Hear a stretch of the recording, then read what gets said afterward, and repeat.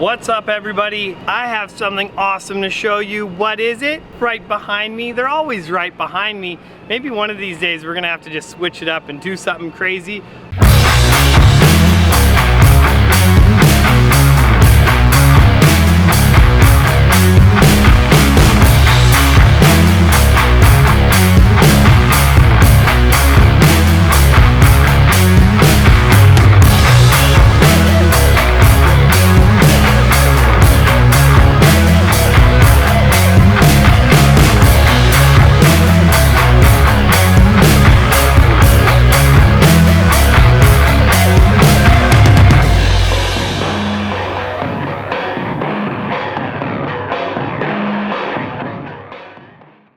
But what is it but a Roadtrek? And not just any Roadtrek, but this is the last year generation Roadtrek. I know we don't do a lot of those, you don't see a lot of those things, but this thing is awesome.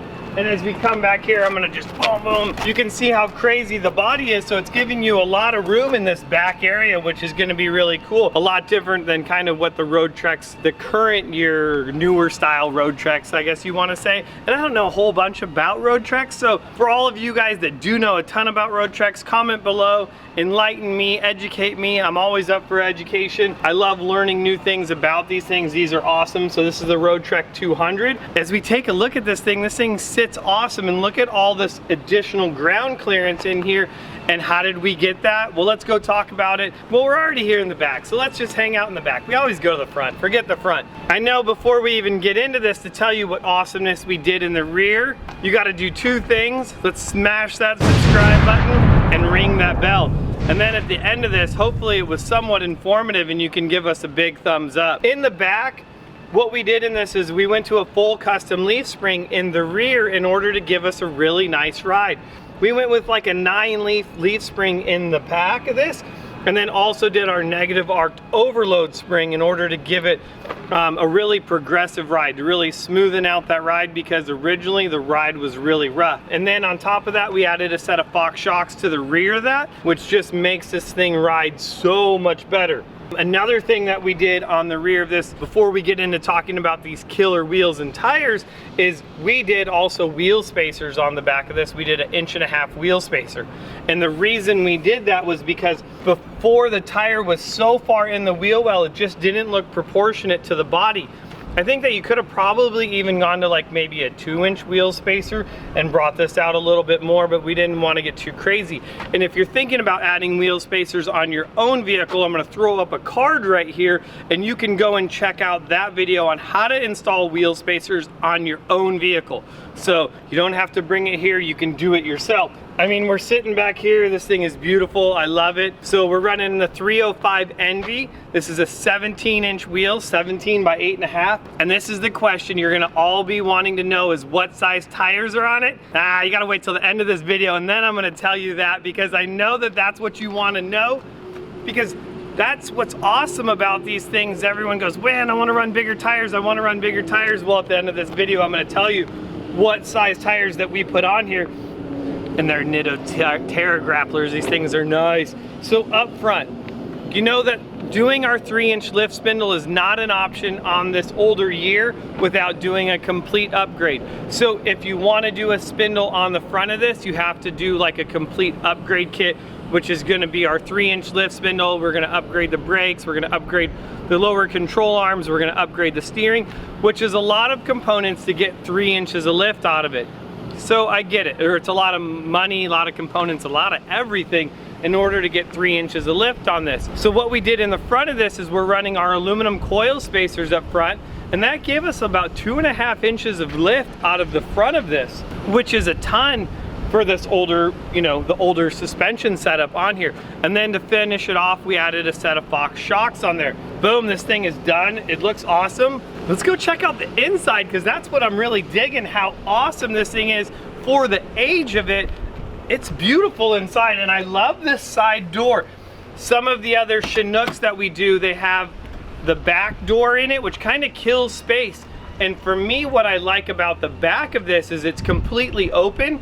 So in the future, maybe on phase 2, when it comes back, we add a spare tire carrier, maybe some boxes and some storage in the rear of this, which could, you know, eliminate some of the things that are in some of the storage compartments on here and give you a lot more storage inside inside the compartments here in the back, which would be really great. So that thing is cool, but come on, let's go check this thing out.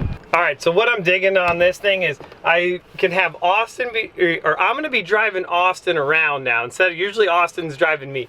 I'm gonna be driving Austin around. Austin can be back here editing videos, doing cool stuff. Maybe we're taking Caden on a road trip. He's back here doing fun stuff. I like how, you know, super simple desk, kind of set up with the chairs. I mean, this thing is so clean. Like, look at all the interior in this thing.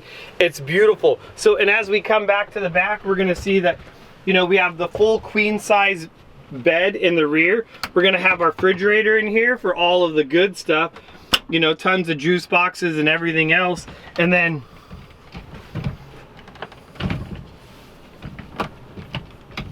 I'm not gonna open it, I'm gonna break it. I think that's the toilet. Clark's full. We're gonna have to edit that out because we can't say shit in the video. Super cool. It's gonna give us room right here. So we're gonna have a 2-burner cooktop.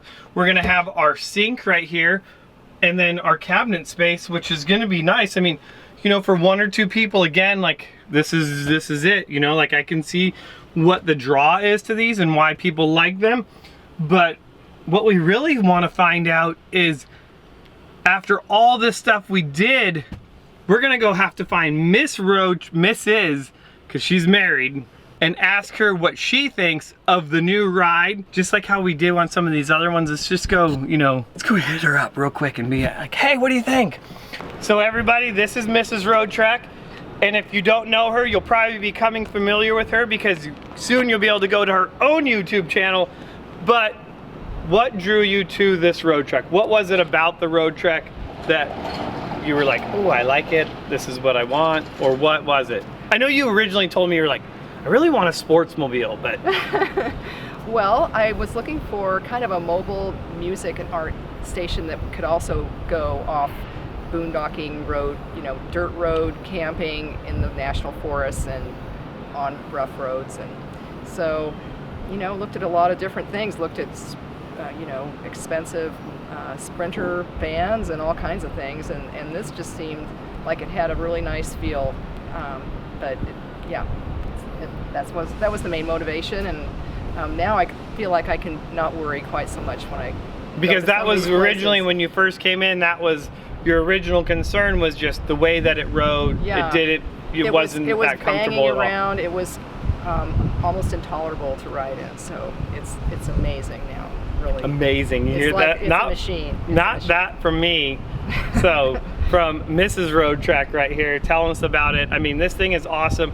I definitely look forward to seeing the content that you're going to put out on your YouTube channel in the future, and we'll make sure that we put a link down below so that you guys can see all the adventures that she's going to go on with this Roadtrek.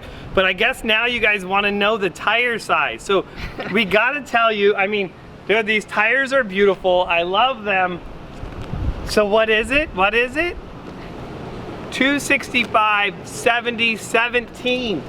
Yes, that's right, 265 70 17 with the aluminum leveling spacer. So I know a lot of you guys ask, hey, if I run the aluminum leveling spacers, can I still fit a 265?